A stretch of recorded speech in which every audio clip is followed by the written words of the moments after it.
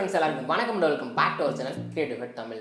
நம்ம எல்லாருக்குமே சின்ன வயசுல ஒரு ஆசை வந்திருக்கும், நம்ம குட்டி குழந்தையா இருக்கப்ப நம்மளோட கை கால்லாம் எப்படி இருந்திருக்கு அப்படின்றத பார்க்கணுன்ற ஆசை. ஆனால் நம்மளோட சின்ன வயசு கை கால் இதெல்லாம் கண்டிப்பாக இப்போ பார்க்க முடியாது. ஆனால் இப்போ இருக்க குழந்தைங்களோட கை கால் எல்லாத்தையும் பார்த்தீங்கன்னா நம்மளால ஃபுட் கேஸ்டிங்காக பண்ண முடியும். ஃபுட் கேஸ்டிங்காக என்னன்னு கேட்குறீங்களா? ஸோ இந்த மாதிரி உங்களோட குழந்தையோட கை கால் எல்லாத்தையும் பார்த்தீங்கன்னா இந்த மாதிரி ஃபுட் கேஸ்டிங் எடுத்து அதை உங்களால் ஃப்ரேம் பண்ண முடியும். இந்த ஒரு வீடியோவில் உங்களோட குழந்தையோட கை கால் எல்லாத்தையும் இந்த மாதிரி ஃபுட் கேஸ்டிங்கை எப்படி எடுக்கலாம் அப்படின்றத பார்க்க போறீங்க. ஸோ வாங்க வீடியோக்குள்ளே போகலாம்.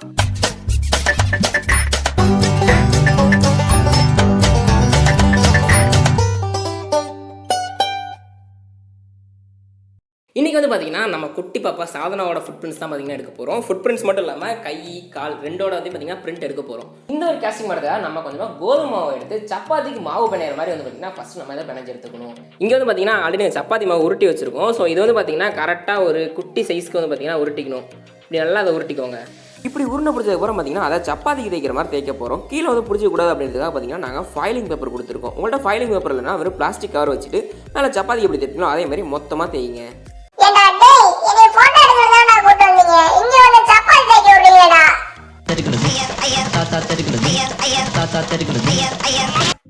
ஸோ பார்த்தீங்கன்னா இது மாதிரி தேய்ச்சி முடிச்சிட்டோம். ஸோ எங்கள் தேய்ச்சது வந்து பார்த்தீங்கன்னா ரொம்ப தின்னாகவும் இல்லை ரொம்ப திக்காகவும் இல்லை, ஓரளவு மீடியமாக இருக்கிற அளவு வந்து பார்த்தீங்கன்னா இதை நாங்கள் எடுத்திருக்கோம். ஸோ இதே மாதிரி பார்த்தீங்கன்னா மொத்தமாக நமக்கு 4 உருண்டை தேவைப்படும். இப்போ வந்து பார்த்தீங்கன்னா மொத்தமாக நாங்கள் 4 உருண்டை செஞ்சு வச்சிருக்கோம். இது 4லேயே வந்து பார்த்தீங்கன்னா 4 கேஸ்டிங் எடுக்க போகிறோம். 2ல் வந்து பார்த்தீங்கன்னா கையோட கேஸ்டிங் எடுக்க போகிறோம், 2ல் வந்து பார்த்தீங்கன்னா காலோட கேஸ்டிங் எடுக்க போகிறோம். ஃபஸ்ட்டு வந்து பார்த்தீங்கன்னா கொஞ்சமாக ஆயில் எடுத்துக்க போகிறோம். இது எதுக்காக அப்படின்னா உள்ள நீங்கள் கோதுமை வைக்கிறீங்க அப்படின்னா அது ஒட்டாமல் இருக்கணும். அதுக்காக பார்த்தீங்கன்னா கொஞ்சமாக கையில் இந்த மாதிரி எண்ணெய் தடவிக்கோங்க. நீங்கள் எந்த குட்டி குழந்தையோட கை எடுத்தாலும் சரி அதுக்கு வந்து பார்த்தீங்கன்னா இந்த மாதிரி கையில் கொஞ்சமாக எண்ணெய் தடவிக்கிறது ரொம்பவே நல்லது. ஃபஸ்ட்டு வந்து பார்த்தீங்கன்னா நாங்கள் பாப்பாவோட கை தான் ஃப்ரெண்ட் எடுக்க போகிறோம்.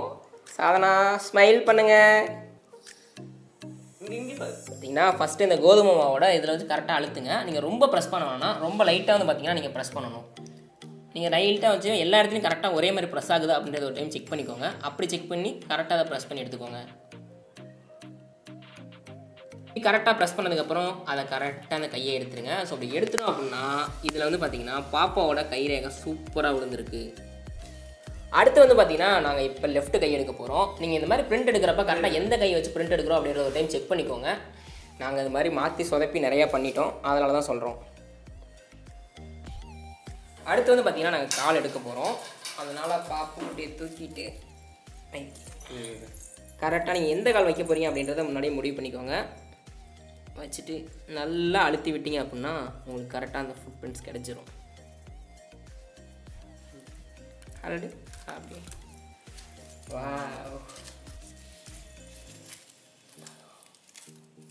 இப்போ வந்து பார்த்தீங்கன்னா மொத்தமாக நாங்கள் 4 கேஸ்டிங்ஸ் எடுத்திருக்கோம். முதல் 2 வந்து பார்த்தீங்கன்னா கால் எடுத்திருக்கோம், அதுக்கு மேலே பார்த்தீங்கன்னா கை 2 எடுத்திருக்கோம். கரெக்டாக நீங்கள் கேஸ்டிங் எடுக்கிறப்ப எந்த கை எந்த கால் வைக்கிறோம் அப்படின்றத கரெக்டாக பார்த்து எடுத்துக்கோங்க. இங்கே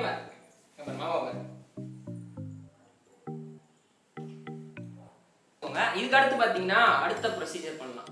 இப்போ வந்து பார்த்தீங்கன்னா ஆல்மோஸ்ட் வந்து பார்த்தீங்கன்னா மோல்டிங் ரெடி பண்ணிட்டோம். அடுத்து வந்து பார்த்தீங்கன்னா உள்ள கேஸ்டிங் பண்ண போகிறோம். இதுக்காக நாங்கள் தேவையான அளவு பிளாஸ்டர் ஆஃப் பாரிஸ்னு சொல்கிற பிஓபி பவுடர் எடுத்துக்க போகிறோம். இது உங்கள்கிட்ட என்ன பிராண்ட் கிடைக்குதோ அதை எடுத்துக்கோங்க. அது கூட கொஞ்சமாக சால்ட் ஆட் பண்ணிங்க அப்படின்னா உங்களுக்கு ஈஸியாக அது கட்டி ஆகிறதுக்காகும். அது கூட பார்த்தீங்கன்னா தேவையான அளவு தண்ணி கலந்துக்கோங்க. தண்ணி கலக்கிறப்ப ரொம்ப முக்கியமான விஷயம் என்னன்னா தண்ணி ஊற்ற ஊற்ற வந்து பார்த்தீங்கன்னா அந்த மாவு பிசைஞ்சிக்கிட்டே இருக்கணும். அப்படி இல்லை அப்படின்னா கொஞ்ச நேரத்துலேயே பார்த்தீங்கன்னா அந்த மாவு கட்டி ஆயிரும். அதனால் தண்ணியை ஊற்ற ஊற்ற தோசைக்கு நம்ம மாவு பிணையிற மாதிரி பார்த்தீங்கன்னா இதை கரெக்டாக நீங்கள் பிணைஞ்சிக்கிட்டே இருங்க. இப்போ நம்ம செஞ்சு வச்சுருக்க இந்த பிஓபியை அந்த மோல்டு மேலே வச்சு ஃபில் பண்ண போகிறோம். அப்படி ஃபில் பண்ணுறப்ப எந்த வித கேப்பும் இல்லாத அளவு பார்த்தீங்கன்னா ரொம்ப கேர்ஃபுல்லாக ஃபில் பண்ணுங்கள். அதே மாதிரி ரொம்ப அழுத்துறன்ற பேரில் கீழே இருக்க கோதுமாவோட ஷேப்பையும் மாற்றிடக்கூடாது. அதையும் பார்த்து கரெக்டாக ஃபில் பண்ணிக்கோங்க. அதே மாதிரி இந்த பிஓபி வந்து பார்த்தீங்கன்னா நம்ம கவர் பண்ணி தான் எடுக்க போகிறோம். அதனால் அந்த அச்சுக்கு மேலே ரொம்ப மொத்தமாக வருதுன்னு சொல்லிட்டு யாரும் ஃபீல் பண்ணாங்களா, எந்த அளவு மொத்தமாக அவங்களால கொடுக்க முடியுமோ அந்த அளவு மொத்தமாக அந்த லேயர் கொடுங்க. அப்படியே உங்களுக்கு இந்த பாட்டில் ஞாபகம் இருக்குன்னு நினைக்கிறேன். இதுதான் பார்த்தீங்கன்னா நம்ம சேனல் ரொம்ப நாளைக்கு முன்னாடி பண்ண ஒரு அழகான ஒரு பாட்டில். இந்த வீடியோ பார்க்காதவங்க மறக்காம போய் வீடியோ பாருங்கள். ஐ பட்டனில் லிங்க் தரேன், கீழே டிஸ்கிரிப்ஷனே பார்த்தீங்கன்னா லிங்க் இருக்குது. இந்த பாட்டில் எப்படி மேக் பண்ணுறது அப்படின்ற ஒரு வீடியோ. இப்போ வந்து பார்த்தீங்கன்னா கம்ப்ளீட்டாக 4 ஃபுட் கேஸ்டிங்கும் எடுத்துட்டோம். ஸோ இது வந்து பார்த்தீங்கன்னா காயணும். ஸோ மினிமம் பார்த்தீங்கன்னா ஒரு 2 மணி நேரம் காய விட்டிங்க அப்படின்னா ரொம்பவே நல்லாயிருக்கும். அதனால் ஒரு 2 மணி நேரம் கழிச்சு இதை வந்து எடுத்துக்கலாம். இப்போ பார்த்தீங்கன்னா ஆல்மோஸ்ட் வந்து பார்த்தீங்கன்னா மார்னிங் ஆகிடுச்சு. நாங்கள் நைட்டு வச்சோம், இப்போ மார்னிங் ஆயிடுச்சு. ஆல்மோஸ்ட் இது 2 மணி நேரம் காஞ்சுது அப்படின்னாலே நமக்கு போதுமானது. இப்போ அதை எடுத்து ஓப்பன் பண்ணி பார்க்கலாம். இதை ஓப்பன் பண்ணுறப்ப நீங்கள் தலையில வச்சு ஓப்பன் பண்ணுங்கள். இப்போ பாருங்களேன், அந்த ஃபுட் பிரிண்ட்ஸ் உங்களுக்கு நல்லா தெரியும்னு நினைக்கிறேன்.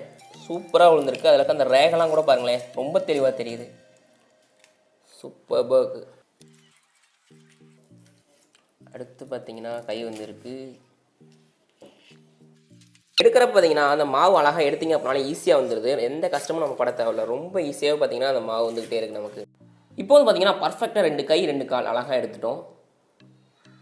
அடுத்து பார்த்தீங்கன்னா நமக்கு இந்த கை மட்டும் தான் தேவை. ஸோ மீதி இருக்க இந்த பார்ட்ஸ் எல்லாத்தையும் பார்த்தீங்கன்னா நைஃப் வச்சு கார்வ் பண்ணணும். ஸோ அந்த ஒரு ப்ரொசீஜர் இப்போ பண்ணலாம். இப்போ வந்து பார்த்தீங்கன்னா இது கவர் பண்ண ஸ்டார்ட் பண்ணிட்டோம். ஸோ இந்த ப்ரொசீஜர் பார்த்தீங்கன்னா ரொம்பவே முக்கியமான ஒரு விஷயம். ஏன் அப்படின்னா நீங்கள் கவர் பண்ணுறப்ப எக்ஸ்ட்ரா எங்கேயாவது கட் பண்ணிட்டீங்க அப்படின்னா மொத்தமாக வந்து பார்த்தீங்கன்னா பிஓபி உடஞ்சிரும். அதனால் கவர் பண்ணுறப்ப ரொம்ப பொறுமையாக அவுட்லைன் மாதிரி கோடு போட்டு அதுக்கப்புறம் பார்த்தீங்கன்னா மீதி இருக்க எல்லாத்தையும் நம்ம கவர் பண்ண ஸ்டார்ட் பண்ணலாம்.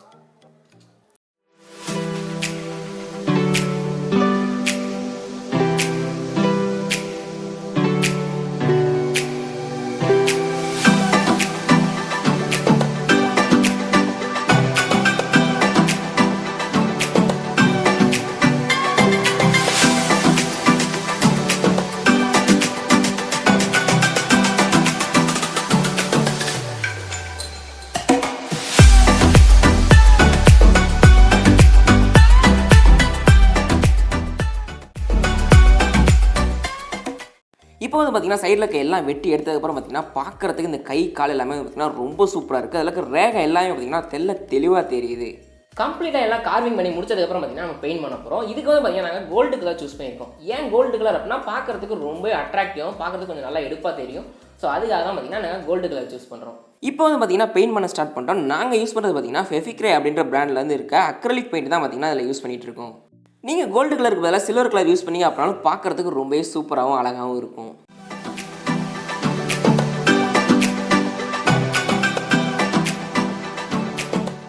இப்போ பார்த்தீங்கன்னா அது கோல்டன் கலர் கொடுக்க ஆரம்பித்தோம். ஸோ கொடுக்க ஆரம்பிச்சோன்னே பார்த்தீங்கன்னா ரொம்பவே சூப்பராகவே ரொம்ப பர்ஃபெக்டாக வந்து பார்த்திங்கன்னா அந்த கலர்ஸ் நல்லா எடுத்து கொடுக்குது. ஸோ இதேமாதிரி பார்த்திங்கன்னா மீதி இருக்க எல்லாத்துக்கும் பார்த்திங்கன்னா நம்ம பெயிண்ட் பண்ணணும்.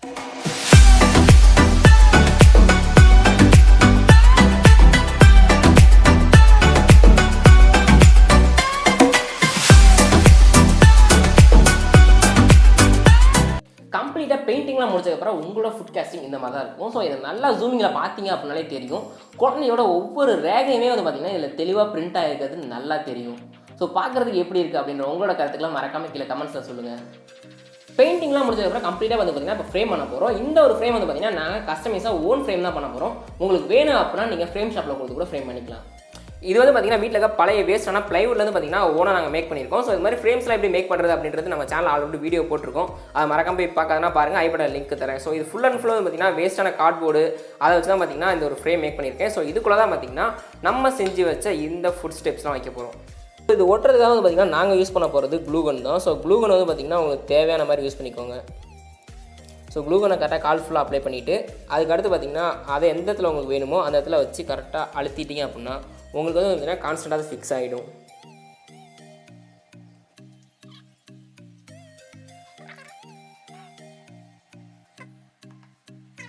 கம்ப்ளீட்டாக ஃப்ரேம் ஒர்க்லாம் முடிச்சதுக்கப்புறம் பார்க்குறதுக்கு உங்களோட ஃபுட் பிரிண்ட்ஸ் இப்படி தான் இருக்கும். ஸோ உண்மையிலே வந்து பார்த்தீங்கன்னா வேறு லெவலில் இருக்குது. நான் சத்தியமாக எக்ஸ்பெக்ட் பண்ணவே இல்லை. வெறும் கோதுமை வச்சு இந்த லெவலில் வருமா அப்படின்றத நான் எக்ஸ்பெக்ட் பண்ணவே இல்லை. அவ்வளோ சூப்பராக தெளிவாக வந்து பார்த்தீங்கன்னா இந்த ஃபுட் கேஸ்டிங் உங்களுக்கு வந்திருக்கு.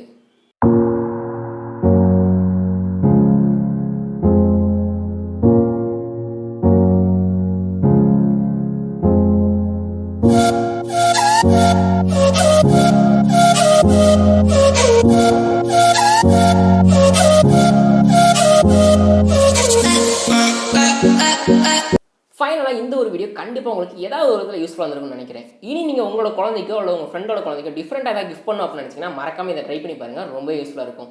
ஆன்லைனில் இதோட ப்ரைஸ் எவ்வளோ அப்படின்னு பார்த்தீங்கன்னா ஆல்மோஸ்ட் பார்த்தீங்கன்னா 5000 மேலே சார்ஜ் பண்ணுறாங்க. இது வந்து பார்த்தீங்கன்னா ஒரு பிகினிங் லெவல் தான். வீட்டில் இருக்க கோதுமை வச்சு வந்து பார்த்தீங்கன்னா உங்களால் இது ஈஸியாக பண்ணிட முடியும். இதுக்கப்புறம் இன்னும் நீங்கள் அட்வான்ஸ் லெவல் பண்ணணும் அப்படின்னு நினச்சிங்கன்னா இதுக்கான சில கேஸ்டிங் பொருளும் வந்து பார்த்தீங்கன்னா ஆன்லைனில் அவைலபிளாக இருக்குது. அதோட லிங்க் வேணும் அப்படின்னா கீழே டிஸ்கிரிப்ஷனில் தரேன். உங்களுக்கு வேணும் அப்படின்னு நினச்சிங்கன்னா மறக்காம கீழே கமெண்ட்ஸில் சொல்லுங்கள். அடுத்த ஒரு வீடியோவை கண்டிப்பாக போஸ்ட் பண்ணுறேன். இந்த வீடியோ பிடிச்சிருந்தா இந்த வீடியோ லைக் பண்ணிக்கோங்க. இந்த வீடியோ உங்கள் ஃப்ரெண்ட்ஸ்க்கு ஷேர் பண்ணிக்கோங்க. இது மாதிரி இன்னும் நிறைய இன்ட்ரெஸ்டிங்கான கிரேசியான வீடியோஸ்லாம் பார்க்கணும்னு நினச்சிங்கன்னா மறக்காம கிரியேட்டிவ் தமிழ் சேனல் சப்ஸ்கிரைப் பண்ணி கூட பக்கத்தில் பெல் பண்ணி அழுத்திக்கோங்க. தேங்க்ஸ் ஃபார் வாட்சிங் வீடியோ.